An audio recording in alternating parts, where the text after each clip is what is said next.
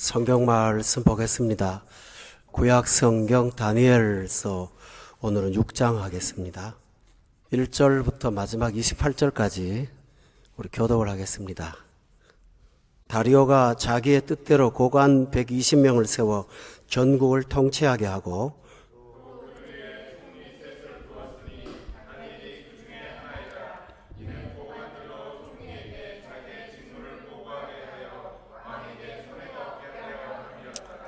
다니엘은 마음에 민첩하여 총리들과 고관들 위에 뛰어남으로 왕이 그를 세워 전국을 다스리게 하고자 한지라.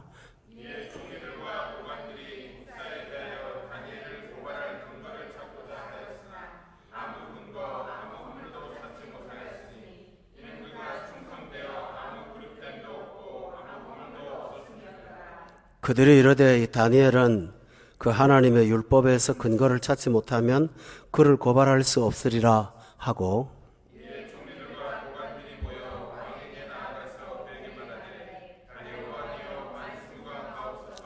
나라의 모든 총리와 지사와 총독과 법관과 관원이 의논하고 왕에게 한 법률을 세우며 한 금령을 정하실 것을 구하나이다. 왕이여, 그것은 곧 이제부터 30일 동안에 누구든지 왕 외에 어떤 신에게나 사람에게 무엇을 구하면 사자굴에 던져놓기로 한 것이니이다.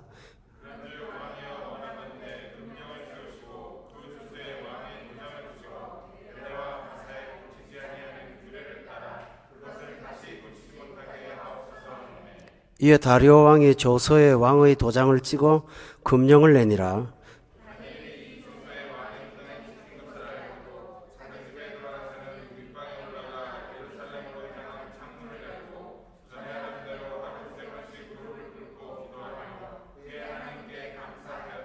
그 무리들이 모여서 다니엘이 자기 하나님 앞에 기도하며 간구하는 것을 발견하고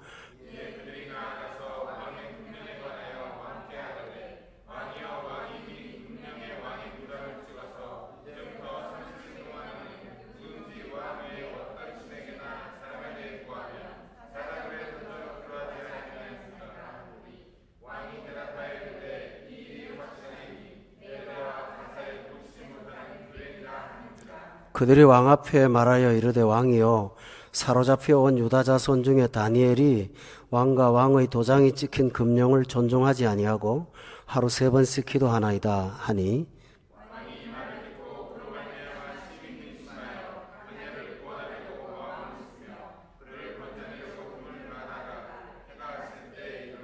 그 무리들이 또 모여 왕에게로 나와서 왕께 말하되 왕이여, 메대와 바사의 규례를 아시거니와 왕께서 세우신 금령과 법도는 고치지 못할 것이니이다 하니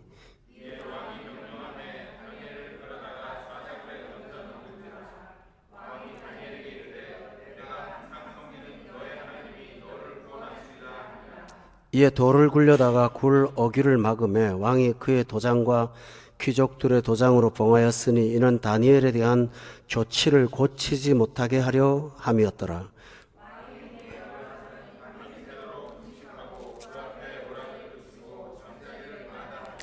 이튿날에 왕이 새벽에 일어나 급히 사자굴로 가서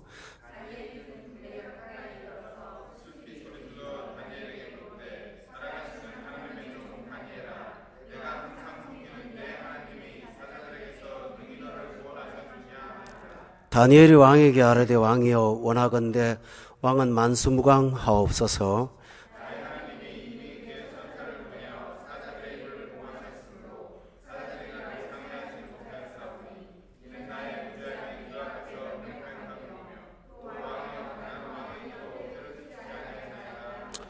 왕이 심히 기뻐서 명하여 다니엘을 굴에서 올리라 하며 그들이 다니엘을 굴에서 올린즉 그의 몸이 조금도 상하지 아니하였으니 이는 그가 자기의 하나님을 믿음이었더라.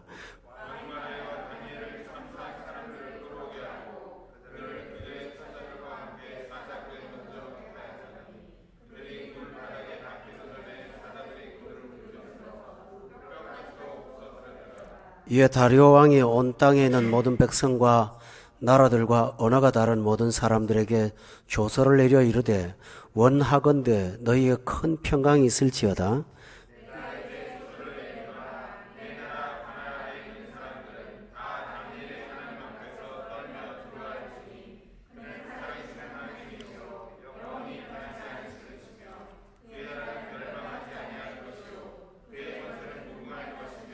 그는 구원도 하시며 건져내기도 하시며 하늘에서든지 땅에서든지 이적과 기사를 행하시는 이로써 다니엘을 구원하여 사자의 입에서 벗어나게 하셨음이라 하였더라.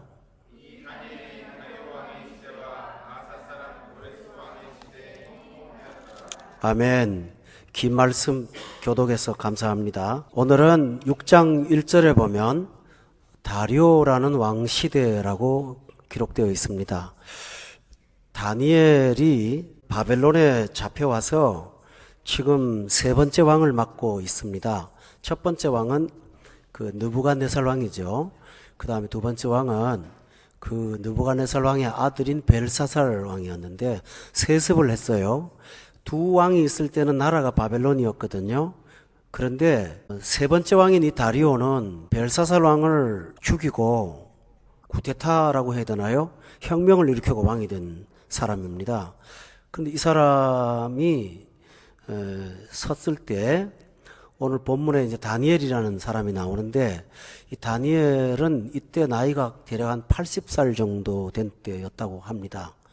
다니엘이 10대에 느부갓네살 시대에 잡혀왔거든요. 그래서 한 65년 정도 지금 지난 것 같아요. 그런데도 오늘 본문 전체를 보면 다니엘이 하나님에 대한 충성과 믿음은 조금도 변함이 없어요.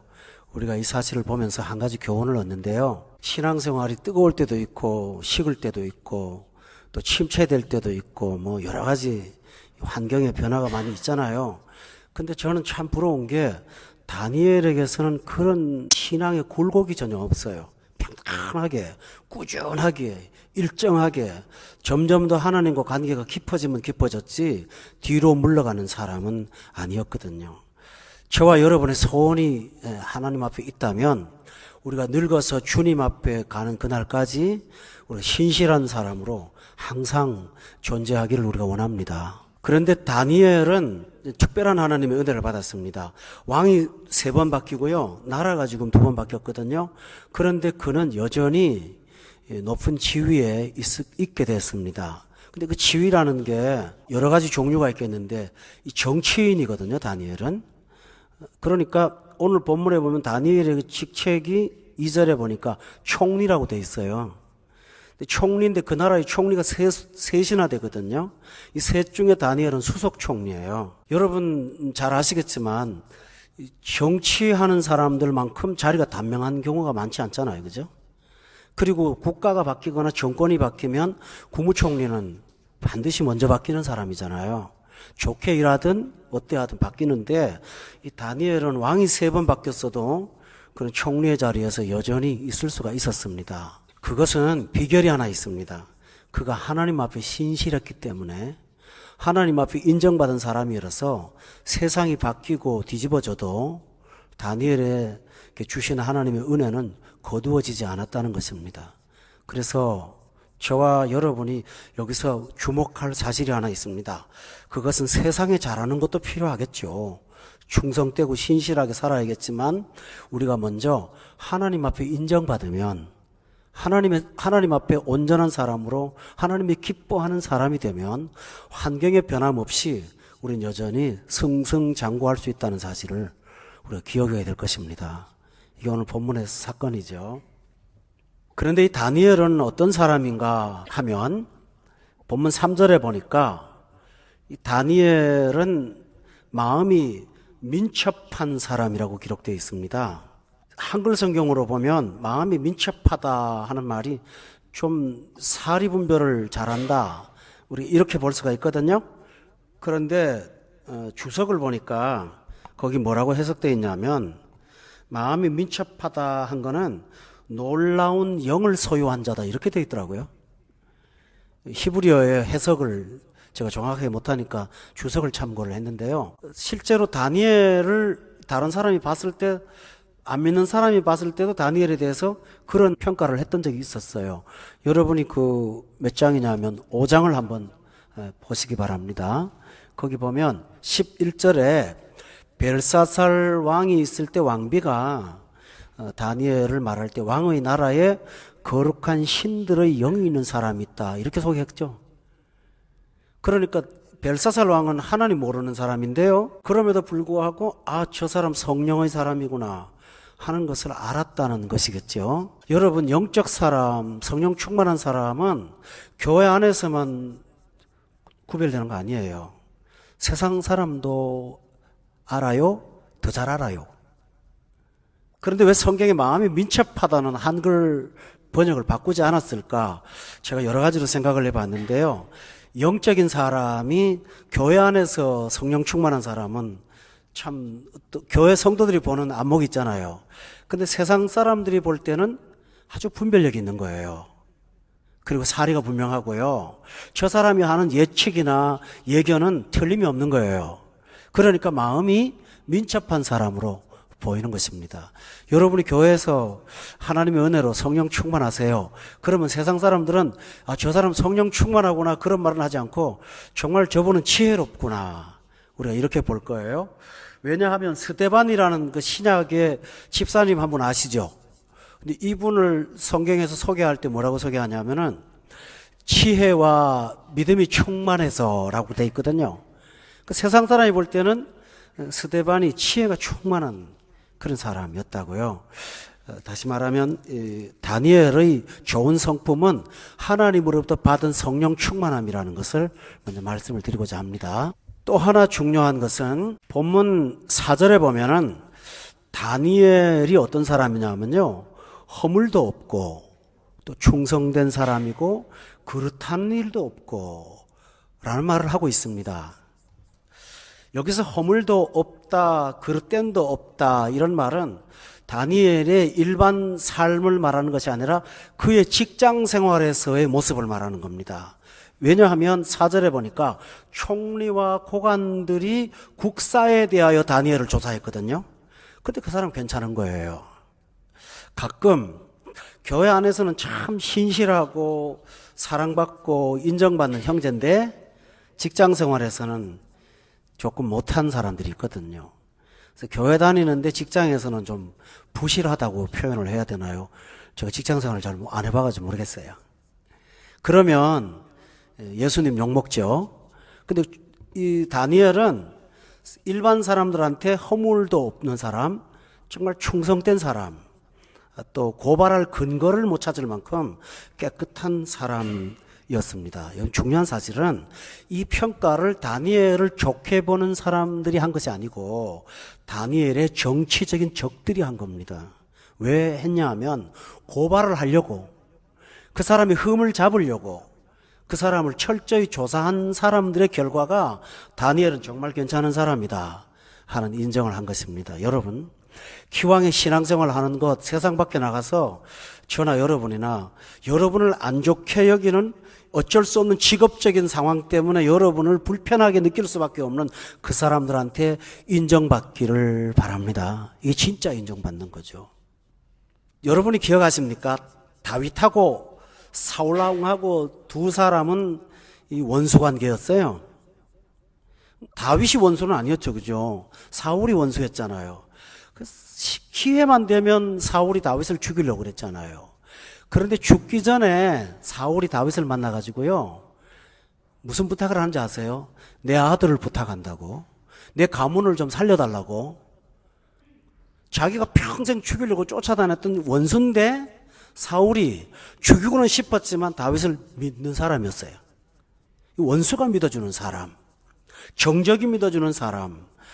여러분이 이런 분 되시려면 마음이 민첩한 성령 충만한 사람 되면 가능합니다. 할렐루야.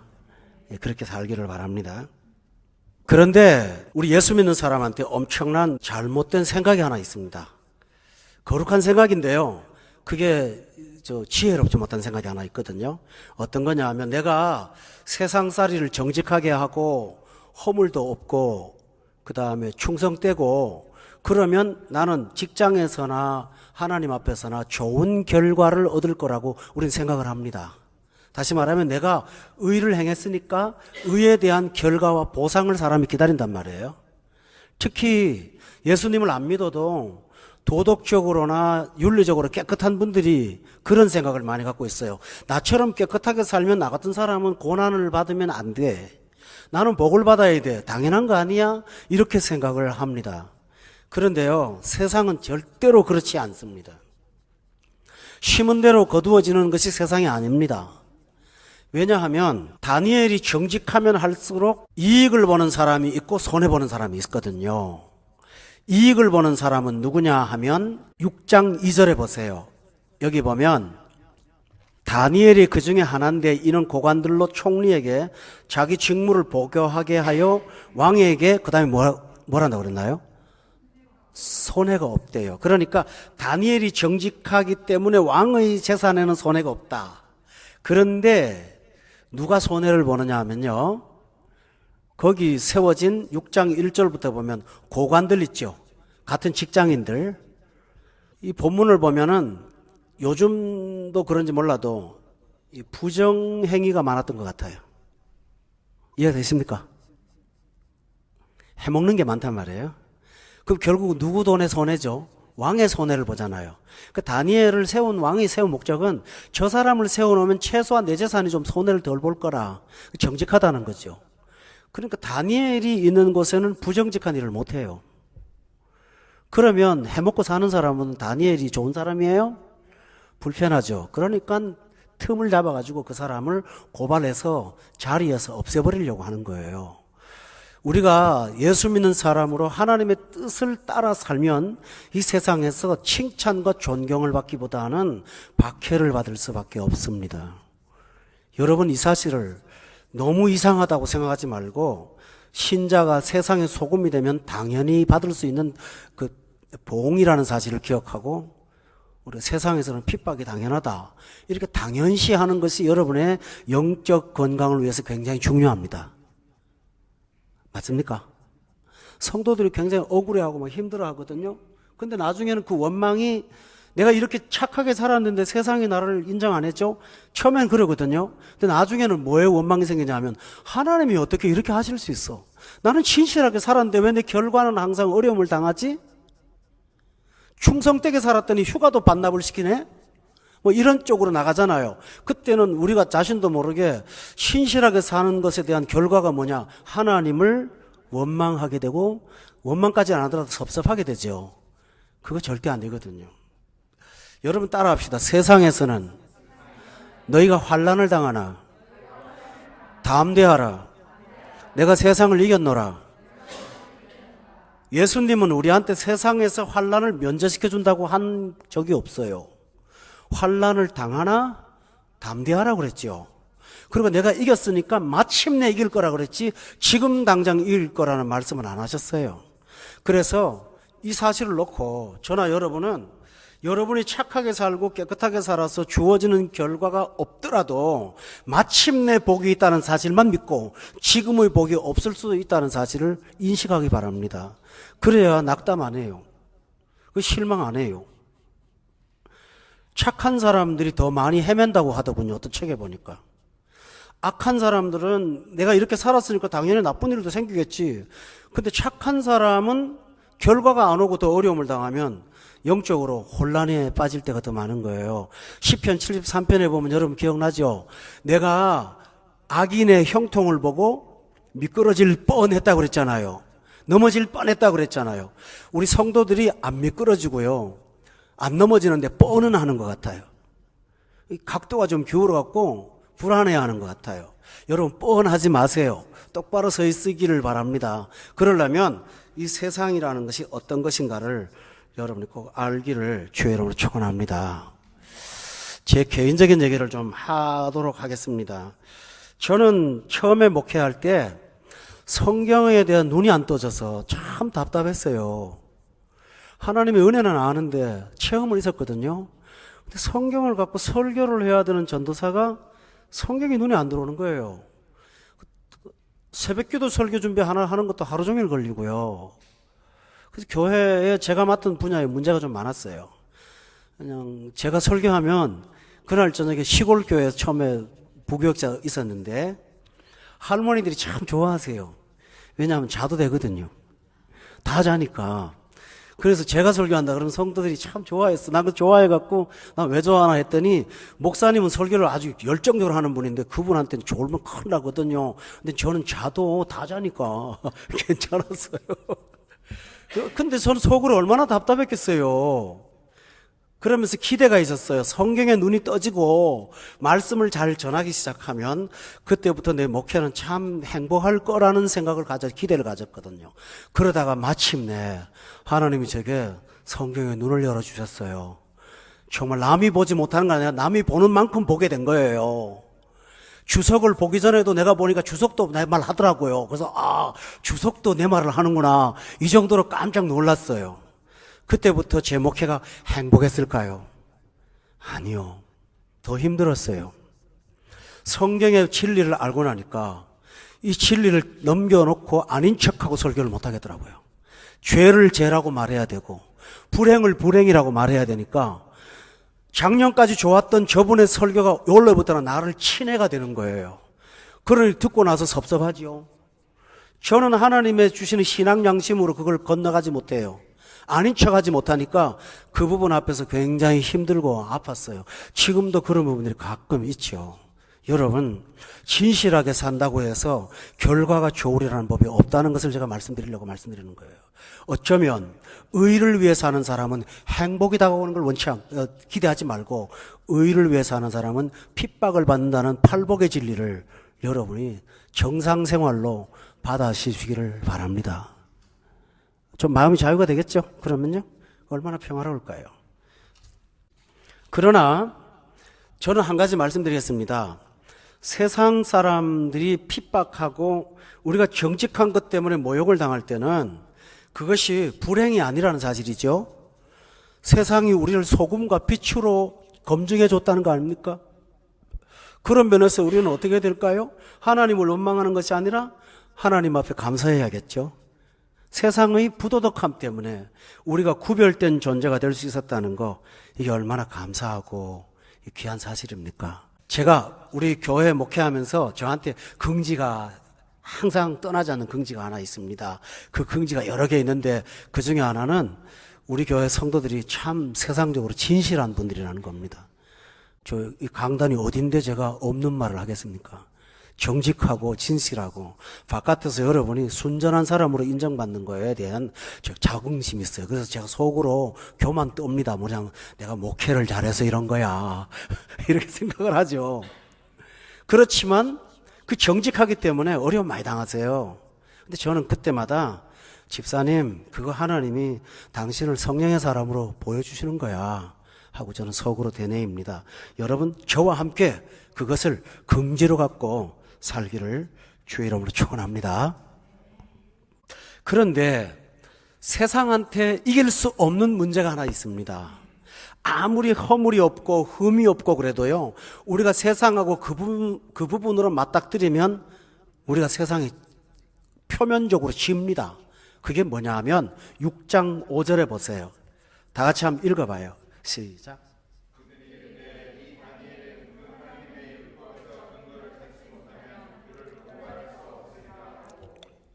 그 사람들이 허물을 찾다가 한 가지를 발견했습니다. 그게 뭐죠? 하나님의 율법을 근거로 만들면 그의 흠을 잡을 수 있을 거라는 생각입니다. 무슨 말인지 아시겠죠? 예. 그래서 6절에 보세요. 총리들과 고관들이 모여서 왕에게 나아갑니다. 왕에게 나가서 인사를 하고 7절에 보면 나라의 모든 총리와 지사와 총독과 법관과 간원이 의논하고 왕에게 한 법률을 세우며 한 금령을 정하실 것을 구합니다. 왕이여, 그것은 이제부터 30일 동안에 누구든지, 잘 보세요, 왕 외에 어떤 신에게나 사람에게 무엇을 구하면 사자굴 속에 던져넣기로 한 것이다. 법을 정하자는 거예요. 뭘 노리고 있죠? 다니엘이 여기 중요한 관점은 7절에 보니까 왕 아닌 사람이나 신한테 무엇을 구하면 안 된다라는 거예요. 결국은 지금 다니엘을 모함에 빠뜨리려고 하는 거잖아요. 다니엘이 뭐 하고 있죠? 기도하는 사람이잖아요. 그걸 알거든요. 그는 하루에 3번씩 꼭 습관적으로 기도했던 사람이거든요. 그러니까 이거에 왕이 도장을 탁 찍으면 다니엘을 올가미에 걸어 넘길 수가 있는 것입니다. 우리 신자들이 직장 생활하고 충성되게 살지만 맞닥뜨려서 고통당할 때가 있습니다. 그게 뭐죠? 내가 갖고 있는 신앙 양심과 직장의 업무가 부딪힐 때입니다. 내가 갖고 있는 하나님 앞의 의와 세상이 요구하는 정당성이 서로 마찰을 일으킬 때입니다. 근데 예수 믿는 사람이 피해갈 수가 있을까요? 결국은 못 피해갑니다. 그거 맞죠? 타협을 하거나 아니면 부딪히거나 둘 중에 하나지 피해갈 수 있는 방법은 전혀 없습니다. 제가 구체적으로 무엇이라고 말씀은 안 드리겠지만 여러분의 신앙이 업무와 직장 생활을 하는 데 있어서 그것이 여러분에게 난제가 될 때가 있다는 것입니다. 여러분 잘 들어보세요. 지금 왕이 3명이라고 그랬죠. 처음에 누구였어요? 느부갓네살 왕이죠. 그 다음에요, 벨사살 왕이잖아요. 느부갓네살 왕도 핍박을 했거든요. 그때 핍박을 한 이유는 뭐냐 하면 신상을 만들었단 말이에요. 그리고 엎드려 절을 안 하면 풀무불 속에 넣는다고 그랬잖아요. 두 번째 벨사살 왕은 뭘 했냐 하면은 잔치를 베풀었죠. 근데 잔치를 베풀고 주연이 기쁨이 좋았는지 모르지만 아주 즐거울 때 어떤 일을 했냐면은 하나님의 성소에서 빼앗아 가지고 온 성전 기명을 갖고 술잔을 마셨잖아요. 그러다가 기분 더 좋으니까 어떡합니까? 자기가 금, 은으로 만든 신들을 찬양했죠. 결국은 느부갓네살 왕하고 이 벨사살 왕의 공통점은 신상과 관계되는 거였잖아요. 그런데 다리오 왕은 그게 아니에요. 다리오 왕의 문제는 뭐냐 하면 내가 정한 내 법칙, 나 외에 다른 사람한테 뭘 구하면 사자굴 속에 넣겠다는 거예요. 그런데 여러분 주목해 보세요. 지금 신하들이 다리오 왕의 뭘 부추기는지 압니까? 자아를 높여주는 거예요, 자꾸.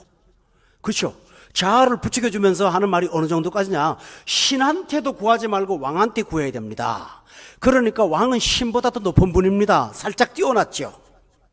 여기에 문제가 있습니다.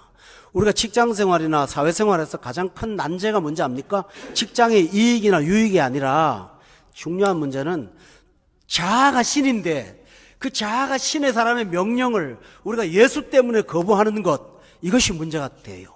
부딪혀요. 이게 문제가 일어날 수 있는 거예요. 여러분이 언제 가장 화가 많이 납니까?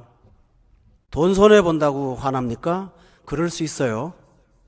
언제 화가 제일 많이 나죠? 내 자아가 손상을 입을 때 제일 화가 나는 거예요. 자존심이 건드려졌다 그러면 분노가 일어납니다. 지금 그 약점을 알고 신하들이 왕을 높여놓고 왕한테 무시를 하면 그 사람은 사자굴 속에 들어가야 된다고 도장을 찍게 만들었어요. 그 왕이 기분이 좋으니까 도장을 꽝 어떡합니까? 찍은 거예요. 여러분 잘 보세요. 그게 다니엘만을 해코지 하는 게 아닙니다. 누구도 지금 해롭게 하는 거죠? 왕을 해롭게 합니다. 나중에 성경에 보면 뒷부분에 보면 왕이 어인을 찍어놨기 때문에 자기가 만든 법을 자기가 깰 수가 없는 거예요. 잘 들어보세요. 이 세상에서 여러분의 자아를 부추기는 어떤 것들은 여러분에게 유익이 되지 않습니다. 결국은 여러분을 패망시키는 일입니다. 어떤 사람이 내 자아에 아첨을 하거나 내 자아를 높여주거나 자아를 뭉개지 않고 격상시켜 줄 때 여러분 우쭐하지 마십시오. 그것 때문에 여러분은 망할 수 있습니다. 자, 베드로가 예수님한테 뭐라고 한지 압니까? 예수님이 십자가에 못 박혀 죽으러 오셨다는 얘기를 하셨어요. 그랬더니 그 얘기를 최초로 하자마자 베드로가 하는 말이 주여 그리 마옵소서 그렇게 안 될 겁니다 라고 말하면서 자아를 부추겨줬거든요. 근데 예수님이 사탄아 물러가라고 그랬죠. 예수님이 40일 금식 기도하고 광야에서 사탄한테 시험 받을 때 사탄이 시험한 게 뭔지 압니까? 예수님의 자아를 자꾸 높여주는 거였어요. 돌로 떡 만들어 먹고 높아지라는 거죠. 인기를 얻으라는 거죠. 또 하나는 뭐예요? 높은 데서 뛰어내리면 천사가 받아줄 거니까 사람들이 우러러보는 슈퍼스타가 탄생하는 거 아닙니까? 또 나한테 절하면 온 천하를 다 줄 테니까 넌 지배를 하라고 하면서 자아를 계속 부추기는 거 아닙니까? 만약에 사탄의 말에 한마디라도 예수님이 호응을 했다면 인류 전체는 구원으로부터 멀어졌을 것입니다. 예수님이 자아를 앞세웠다면 우리는 구원의 자리에 절대로 나가지 못합니다. 구원자가 없기 때문에 우리 모두는 지옥 가게 됐을 것입니다. 예수님도 실패하셨겠죠. 예수 믿는 사람은 세상에 나가서 여러분의 자아를 부추기는 것을 예민하게 살펴야 됩니다. 나를 높여주고 우쭐거리는 데는 언제나 이 낚싯바늘이 있다는 사실을 한시라도 잊지 않기를 바랍니다. 나를 비난하는 사람을 화내지 마시고요, 나를 축해 세우는 것에 광명한 천사가 가장한 유혹이 있다는 사실을 기억하시길 바랍니다. 왕이 나중에 사자굴 속에 다니엘을 집어넣고 자기가 도장 찍은 걸 어떻게 해결하지 못해가지고 쩔쩔매고 밖에 나가서 너희 하나님이 너를 구원해주길 난 기다려, 나는 대책이 없어. 참 불행한 사람 아닙니까? 자기가 올무에 걸리는 거예요. 자아를 앞에 내세우면 반드시 그렇게 되어 있습니다. 또 하나 기억하실 사실은요, 자아는 절대로 2등을 원치 않아요. 왕이요, 어느 신에게나 사람에게나 구하면 집어넣으세요. 신보다도 높아야 돼요. 자아는. 우리가 성경을 처음에 대할 때 이 자아가 제일 문제인 거예요. 자아의 해석이 안 맞으면, 자아가 생각하는 합리적인 생각이 아니면 와닿지를 않는 거예요. 해석의 근거가 나잖아요. 이것을 내려놓을 때 그때부터 생명의 역사가 시작되는데 이게 안 내려놓아지니까 문제가 되는 거죠. 여러분 잘 들어보세요. 성경에 보면 예수를 만나서 변하는 사람은 전부 다 자아가 무너진 사람이에요. 베드로가 물고기 잔뜩 잡은 예수님 앞에 주여 하고 무릎 꿇었잖아요. 자아 무너질 때 그에게 구원이 임했어요. 삭개오가 부끄러움을 무릅쓰고 뽕나무에 올라가서 자아를 내려놓았을 때 주님의 구원이 그 집에 임했어요. 맞죠? 그런데 예수님은요, 성경 말씀마다 꼭 자아를 건드려요. 어젯밤에 우리가 남자반들 공부했지만요, 니고데모한테 예수님이 이 말 저 말 들으시다 갑자기 엉뚱하게 너 거듭나야 된다고 말합니다. 건드리신 거죠? 또 하나 있습니다. 사마리아 수가성의 여자 아십니까? 우물가에 정오에 물 들어 나온 사람. 예수님이 이 대화 저 대화 하시다가 갑자기 엉뚱한 얘기를 하면서 남편 데려오라는 거예요. 이 사람 결혼 6번 한 사람이거든요. 죄송합니다, 이런 말 했어요. 여러분 가운데 혹시라도 그런 가정사나 개인사에 아픔이 있다고 가정했을 때 제가 여러분 앞에 놓고 전 남편 데려오세요. 어떻게 될까요? 그게 안 나오지 뭐. 어떻게 나옵니까? 미국 이민교회에서 하지 말아야 될 몇 가지 금기사항이 있답니다. 이혼에 대한 걸 언급하면 안 된대요. 하도 많아갖고. 동성애에 대한 문제도 함부로 언급하면 안 된다 하더구만요, 요새는. 근데 예수님은 다른 사람이 언급하지 않은 내 어두운 내면의 자아를 툭 건드려요. 툭 건드려요. 성경을 보세요. 툭 건드리죠. 그럴 때 우리가 무너져야 되거든요. 느부갓네살이나 벨사살은 우상을 만들어 절하러 가면서 간접적으로 자아를 우상시켰습니다만, 다리오는 종교적인 건 없어도 왕의 명령을 어기면 죽인다는 말에 도장을 꽉 찍어놓고 가장 충성된 신하를 사자굴 속에 넣게 된 것입니다. 저는 여기서 여러분에게 참 중요한 얘기를 합니다. 지금 다니엘을 다리오가 세운 것은 자기가 손해 안 보려고 한 거 아닙니까? 근데 결국은 다니엘이 들어가면 누가 손해봅니까? 왕이 손해보는 거예요. 그러니까 내 자아가 높여지는 어떤 주변을 볼 때마다 정말 긴장하고 예민하게 반짝 긴장하고 경계하면서 이게 정말 하나님으로부터 오는 것인가 분별하시길 바랍니다. 할렐루야 하면 아멘 하실래요? 아멘? 정말이세요? 여기서 무너지는 거예요. 목사님 훌륭하세요. 그러면 그날 밤에 가서 제가 훌륭한 걸 검토할까요? 기분 좋게 잡니다. 목사님 그거 조금 문제가 있는데요. 그러면 처음엔 열받아요. 시간이 가면 이게 문제가 뭐지 조사를 하게 됩니다. 제가. 그리고 일단 그분 앞에 가면은 지적받은 거에 대해서는 조심하지 않을까요? 유익하더라고요. 감정은 상해도 유익은 하더라고요. 그렇다고 맨날 지적하지 마세요. 그렇지만 유익하더라고요. 맞죠, 여러분들이요? 그래요.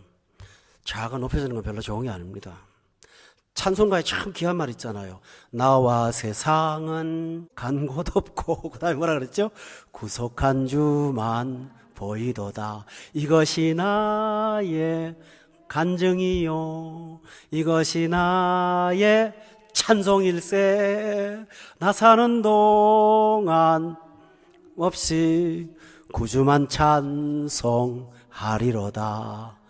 그 불러볼까요? 시작. 나와 세상은 간 곳 없고 구속한 주만 보이도다. 이것이 나의 간증이요 이것이 나의 찬송일세. 나 사는 동안 끊임없이 구주를 찬송하리로다. 예수님께서 그랬죠. 누구든지 나를 따르려면 자기를 부정하고 내 십자가 지고 따라가라고. 그렇죠? 그렇게 사는 것입니다. 자, 이런 문제가 생겼습니다. 그런데 이 일에 대해서 다니엘의 행동을 보고 말씀을 정리하겠습니다. 자, 10절에 한번 여러분 보시죠. 같이 한번 읽어봅시다. 아주 중요한 얘기입니다. 시작.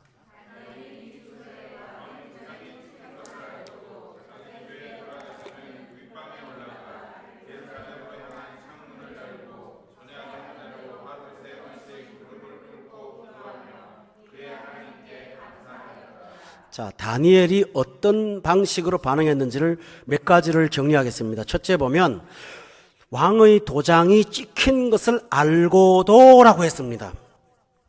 이미 금령은 선포되었습니다. 그런데 그는 알고도라는 말이 뭘까요? 조금도 갈등하지 않았습니다. 이게 참 귀한 겁니다. 지금 나 어떻게 이거 해야 돼 말아야 돼? 그게 아니라 찍힌 것을 알고도 자신이 평소에 갖고 있던 신앙의 양심은 달라지지 않았습니다. 하나도 변한 것이 없는 거예요. 자, 이게 얼마나 귀합니까? 여러분, 아까 제가 말씀드렸죠. 기복이 있는 신앙생활보다는 한결같은 신앙생활을 하는 게 좋다고요. 오늘은 참 좋았다가 내일은 또 시험 들었다가 내일은 또 좋았다가 모레는 또 좀 방학했다가 또 좀 쉬었다 또 올라왔다가 계속 이렇게 하다 보면 여러분 나중에는 그게 무뎌지면서 영적으로 굉장히 퇴보됩니다. 저는 여러분이 감정이나 어떤 환경이 아니라 여러분에게 주신 하나님의 은혜를 따라 언제나 항상 동일하고 더 좋아지기를 원합니다. 이게 정말 중요합니다. 또 하나는 10절에 보면 이런 말이 있습니다. 윗방에 올라가 예루살렘을 향한 창문을 열어놓고 라고 했습니다. 자, 예루살렘을 방향으로 아마 대략 짐작했겠죠. 그렇지 않아도 되긴 되는데 구약시대 사람들은 시은소가 이 예루살렘에 있다는 어떤 믿음의 고백 때문에 그쪽을 항상 지향을 했어요. 여기서 우리는 한 가지 느끼게 됩니다. 우리가 변함이 없으려면 내가 갖고 있는 영적인 지향성이 하나님 중심이 되어야 되는 거예요. 우리가 생활을 하다 보면 내가 갖고 있는 직장 생활, 가정, 자녀, 배우자 등등 있잖아요. 누가 뭘 요구하면 우선순위가 혼란에 빠지는 거예요. 뭐부터 먼저 해야 될지, 그죠? 이거부터 먼저 해야 될 것 같아요. 자, 신앙생활은 그게 아니거든요. 항상 예루살렘을 향하여 문을 여는 지향성이 필요해요. 언제나 거기가 축이 되는 거예요. 그게 중심이 되는 거예요. 이걸 잡으세요. 그렇지 않으면 이 환경이 나를 주님으로부터 멀어지게 하고 저 환경이 나를 주님으로부터 멀어지게 하고 이것 때문에 또 끌려다니고 어떤 책의 제목대로 긴급한 일이 횡포를 부려서 끌려다니게 만들어요. 되게 이런 거예요. 자, 토요일 날 예배가 있는데요. 금요일 날 저녁까지 파티를 해야 돼요. 기분이 좋아가지고 막 정말 배부르게 먹고요. 회도 먹고요. 조금 상한 것도 먹고요. 그리고 또 배불러 잤는데 그 다음날 뭐 하죠? 배탈 나버려요. 와, 교회 안 가라는 신호구나. 간단해요. 그러나 경건한 사람은 이렇게 생각합니다. 내일 주일이지 요 회 먹으면 배탈 날 것 같은 예감이 들어오면 안 먹는 거예요. 이게 지향성이에요. 이해가 되시죠? 모든 일주일의 스케줄이 하나님이 우선순위로 맞춰져 있는 거 있잖아요. 이게 바로 예루살렘을 향한 자세예요. 우리 한번 따라합시다. 예루살렘을 향하여. 여러분, 예수 믿고 처음 바뀌는 것은 성품이 아니고요. 잘 들어보세요. 성향이 바뀌는 거예요. 예수 믿고 처음부터 악한 사람이 선한 사람 되고 문제 많은 사람이 문제 없는 사람이 금방 되는 게 아닙니다. 그런데요, 성품은 안 바뀌지만 성향이 바뀌는 거예요. 성향이 바꾸고 나서 점점 성품이 따라옵니다. 근데 사람들이 낙담하는 게 성향은 안 바꿔놓고 성품이 안 바뀐다고 자꾸 낙담하는 거예요.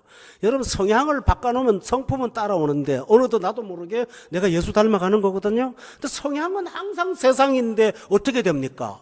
이스라엘 백성이 애굽에서 나왔어요. 광야에서 갔는데 그 사람들의 머릿속에 성향은 언제나 어디가 있는지 아셨죠? 어디예요? 다 아시는 얘기니까. 저 모세 없애버리고 장관 뽑아갖고 애굽에 돌아가자. 또 어떨 때는 애굽에는 부추도 있고 파도 있고 마늘도 있고, 근데 여기는 이 박한 만나밖에 없다고. 항상 애굽에 고기 굽는 가마, 애굽을 그리워하고 애굽을 그리워하는 성향이 안 바뀐 사람이에요. 그러니까 하나님께서 그들의 성향을 하나님 중심으로 바꾸는데 40년 동안 광야 생활에 뱅글뱅글 도는 겁니다. 이해가 되세요? 여러분이 성향을 바꾸지 않으면 제자리 걸음만 계속 할 거예요. 어떤 사람은 자꾸 진보해 나가는데 어떤 사람은 자꾸 떨어지잖아요. 교회가요, 위험성이 두 가지가 있어요. 전부 다 안 바뀌는 위험성이 있어요. 성도들이 변화가 없는 거예요. 그러면 전체가 다 무겁게 내려갑니다. 그런데 또 하나 위험성이 있어요. 전부 다 바뀌는 교회가 있거든요. 우리 교회 같은데. 그러면 안 바뀌는 사람은 소수니까요, 점점 시간이 갈수록 고통스러워져요. 저 기차가 저 앞에까지 간 거예요. 달리기 할 때 저 5m는 따라갈 것 같은데요, 100m 넘어버리고 언덕 넘으면요 이미 낙오가 된 거예요. 저는 우리 교회 위험성이 여기 있다고 봐요. 항상 두려워요. 조금이라도 처지는 분 있다면 걱정되는 게 굉장히 많아요. 왜 그런지 아세요? 자기 의지로 못 돌아오거든요. 마치 학교 병 들어갖고 오랫동안 안 갔다가 수학 몇 과 나가가지고 진도를 몰라가지고 기초가 전혀 안 된 것처럼 기초 없이 따라가니 그때는 세상 말로 환장을 하는 거예요. 교회 생활이 얼마나 어려운지 몰라요. 바꿀 수 있는 방법이 있습니다. 예루살렘을 향하세요. 우리 따라합시다. 주여, 성향을 바꾸어 주옵소서. 탕자가 변화된 게 뭡니까? 바꾼 거예요. 당장 가자마자 훌륭한 아들 된 거 아니죠? 아버지 집이라는 생각을 바꿨어요. 돌아가겠다고 하는 마음을 굳혔어요. 방향 전환을 한 거예요. 그리고 갔어요. 성향을 바꿨더니 그 다음에는 하나님이 다 하세요. 내가 하는 거 없어요. 내가 마음의 방향을 난 동쪽으로 하면 하나님께서 동풍을 불어주실 거예요. 이것처럼 예루살렘을 향한 마음을 항상 갖고 있기를 바랍니다. 세 번째 원리가 있습니다.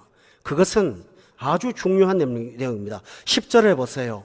창문을 열고 그 다음에 따라합시다. 전에 하던 대로. 전에 하던 대로라는 말은 영적인 습관이지 몸에 배어있다는 얘기잖아요. 그렇죠? 예수님도요, 누가복음에 보면 예수님이 기도할 때 습관을 쫓아 감람산으로 나아가시느라 이렇게 돼 있어요.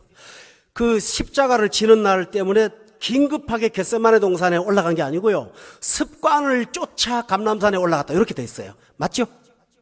이것처럼 성경에는 평범한 날에 여러분의 영성 관리를 굉장히 중요하게 생각합니다. 아무런 문제가 없었던 날 전에 하던 습관을 들여야만 위기의 날에도 나도 모르게 가지 않겠습니까? 그런데 평범한 날은 놀다가 위기의 날에 하나님 앞에서 무릎 꿇으면 한다는 게 뭐냐 하면 당장 문제를 해결하려고 해결해 주십시오라는 기도밖에 못해요. 그 풍성한 삶이 되지를 못하지요. 그러므로 성도 여러분, 매일매일의 성향도 중요하지만 습관을 만들어 가시기를 저는 바라요. 습관을 만들어야 돼요. 일정한 경건생활, 주일도 빠지고 어쩔 수 없이 피치 못하는 경우는 이해합니다만 꾸준히 좀 다니세요. 왜냐하면 그게 습관이거든요. 하나의 습관을 들여놓으면 위기의 날에도 여러분의 몸은 나도 모르게 습관을 쫓아서 하나님 앞에 나아가 있을 줄로 저는 믿습니다.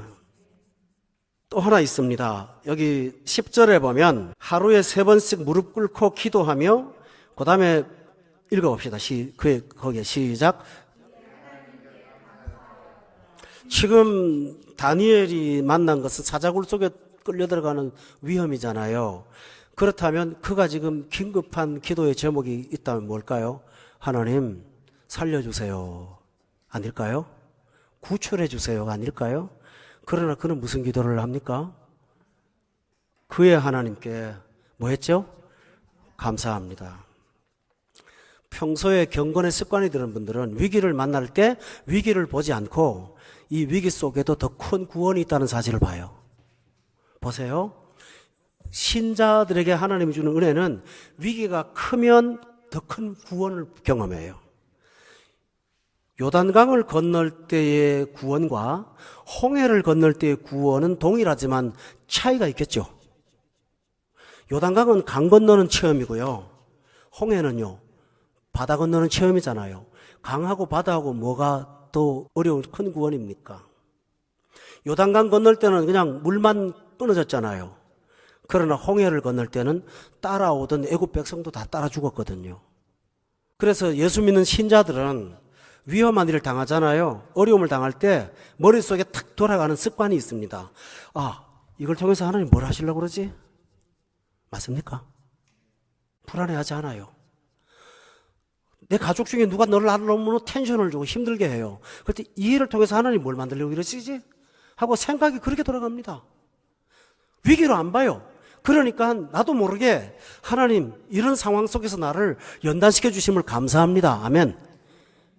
근데 평소에 습관이 안 된 분들은 가정이나 뭐에 하나 문제가 생기면 그 문제가 풀어질 때까지 주의 전에 못 나오는 거예요. 어려움을 당하는 거예요. 그냥 원망이 있는 거예요. 불평이 있는 거예요. 그러나 하나님의 은혜로 습관을 쫓아 살던 사람은 그 시간에 무릎 꿇고 하나님 앞에 알지 못하는 내용이지만 미리 감사를 선포하는 거예요. 하나님 앞에 감사를 먼저 드리는 거예요. 여러분 한번 생각해 보세요. 주지도 않은 하나님한테 감사부터 해버리면 어떡할 거예요? 하나님께서 안 주실 수가 없잖아요. 여러분 하나님을 좀 이렇게 마음에 드는 법을 좀 배우세요. 맞아요? 끝난 다음에 하지 말고요. 미리 감사를 해버리라고요. 미리 주십시오가 아니라 미리 감사를 해버리면 어떡합니까? 안 줄 수가 없죠. 이게 하나님이 하는 방법인데요. 이 다니엘은 그렇게 하나님 앞에 말씀드렸어요. 오늘 시간이 많이 지나가서요. 저는 중간에 말씀을 끊겠습니다만 마지막 얘기를 하나 하겠습니다. 여러분 주목해 보세요. 오늘 이 이야기는 기독교 역사 가운데 한 중요한 맥락입니다. 하나님이 이스라엘 백성이 잘못하니까 바벨론의 느부갓네살을 일으켜갖고 이스라엘을 점령하게 하셨죠? 그러면 바벨론에 점령당한 것도 결국 누구 뜻이에요? 하나님 뜻이잖아요. 그런데 하나님께서 이스라엘 백성들을 끌려가게 해놓고 보호하는 방식이 뭐냐 하면 소수의 젊은 애들을 경건 생활하게 해서 느부갓네살, 벨사살, 다리오 왕의 눈에 들게 하는 거예요. 눈에 들게 해갖고 처음에는 다니엘과 사드락과 메삭과 아벳느고가 도에 으뜸 가는 사람이 되도록 했죠. 그래서 결국은 느부갓네살이 통치를 다니엘한테 위임을 해요. 결국은 바벨론을 누가 통치하는 걸까요? 하나님의 백성이 이끌어가는 거잖아요. 맞죠? 또 왕이 꿈을 꿔가지고 불안에 떨 때 박수와 술객들은 아무도 몰랐잖아요. 그러나 다니엘이 알았잖아요. 결국은 그때 다니엘에게 느부갓네살이 뭐 한 잡니까? 세상에 그런 일도 있나요? 왕이 엎드려 절했어요. 절하면서 다니엘을 각도의 어른으로 세워가지고 그의 통치를 받도록 함으로 결국은 하나님께서 바벨론을 이스라엘 백성을 통해 통치하셨어요. 오늘 본문도 마찬가지예요. 하나님께서 이 다니엘을 또 쓰셨어요. 그래서 그를 앞에 세워요. 자 보세요. 경건한 다니엘, 믿음 있는 다니엘, 이 한 사람이 바벨론의 그 엄청난 대국을 이끌어가는 주역이 된 것입니다. 자아를 앞세우는 사람은 끌려만 다니다가 인생 끝납니다. 여러분 인생의 조연으로 평생 살기를 원하십니까? 주인공이 되고 싶죠? 이 주인공은 뭐가 되는 것입니까? 하나님이 기뻐하는 경건 생활을 하면 여러분이 삶을 통제할 수가 있습니다. 그러나 상황에 끌려다니면 여러분은 삶에 끌려다니지 삶을 통제하지 못합니다. 오늘 하나님께서는 이렇게 해서 이 세상 나라들을 주의 백성을 통해서 통치해 가십니다. 오늘 여기 서수가 있습니다. 여러분 모두가 하나님이 이 세상을 이끌어가는 리더들이 쓰시는 리더, 하나님이 여러분을 통해서 세상을 만들어 가시는 그런 주역들이 믿음을 통해서 되시기를 주의 이름으로 축원합니다. 기도하겠습니다. 거룩하신 하나님 아버지, 귀한 말씀 주셔서 우리가 가야 할 바, 서야 할 바, 행해야 할 바를 알려주시오니 감사합니다. 오늘 이 말씀에서 혹시라도 마음에 걸림이 있다면 순종으로 대응하게 도와 주시옵소서. 혹시 우리에게 성향이 아직도 정해지지 않았습니까? 예루살렘을 향하여 방향전환하게 하옵소서. 하나님 아버지, 경건의 습관을 날마다 들임으로 위기의 날에는 더 큰 구원을 경험하도록 축복해 주시옵소서. 마지막으로 기도합니다. 하나님, 언제나 우리는 감사의 영이 떠나지 않도록 우리에게 은혜를 더하셔서 감사 때문에 더 큰 감사를 맛보는 구원의 역사가 일어날 수 있도록 축복해 주시옵소서. 예수님의 이름으로 기도드려 싸움나이다. 아멘.